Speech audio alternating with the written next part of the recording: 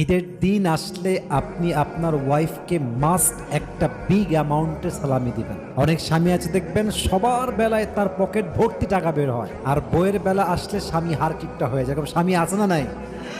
আমার মনে হয় যেই স্বামী তার বউকে ঈদের দিন সালামি দিতে পারে না তার মতো ফকিন্নি আর কেউ হতে পারে না, ঠিক কিনা বলেন?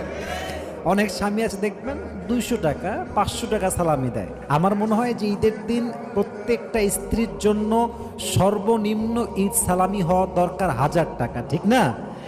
এখন আপনার স্বামীর যদি সামর্থ্য থাকে, অবশ্যই স্বামীর উচিত তার ওয়াইফকে এটা বলা যে জান তোমার কতটুকু ঈদ সালামি লাগবে আমাকে জাস্ট সংখ্যা বলো। তুমি আমার বিশ্বাস রেখেছো, তুমি আমার বাচ্চার মা, তুমি আমার লাইফের সব কিছু, তোমার যতটুকু লাগে জাস্ট সংখ্যা বলো।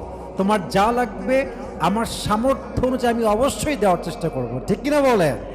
আল্লাহ প্রত্যেকটা স্বামীকে আমল করার তৌফিক দান করুক, পড়েন সবাই আমিন।